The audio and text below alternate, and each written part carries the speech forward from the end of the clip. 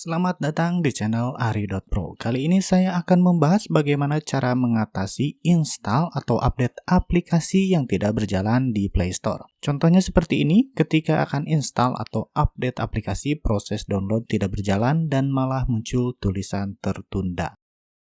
Oke, untuk mengatasi hal tersebut biasanya saya menggunakan 3 cara sederhana. Yang pertama, kita akan hapus data dari aplikasi Play Store dan Play Service. Jadi yang pertama harus kita lakukan adalah dengan masuk ke pengaturan, lalu masuk ke pengaturan aplikasi.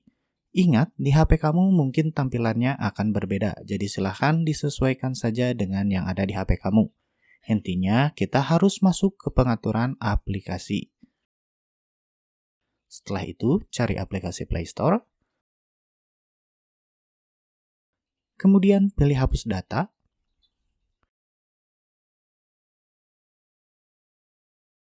Jika sudah, sekarang cari aplikasi Play Service dan hapus datanya.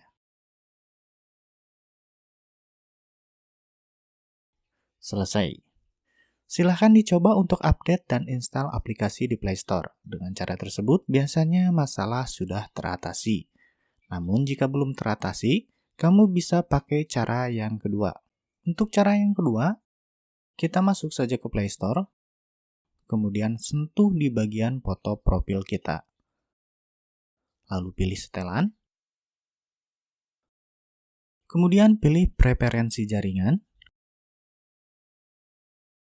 kemudian pilih update otomatis aplikasi, lalu pilih jangan update otomatis aplikasi. Hal ini bertujuan agar tidak terjadi bentrok download aplikasi, karena biasanya download tertunda juga bisa terjadi karena Play Store sedang mengupdate aplikasi lainnya.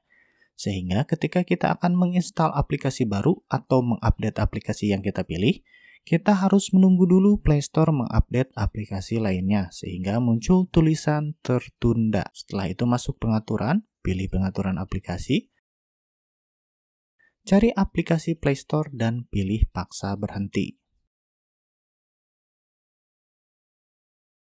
Selesai.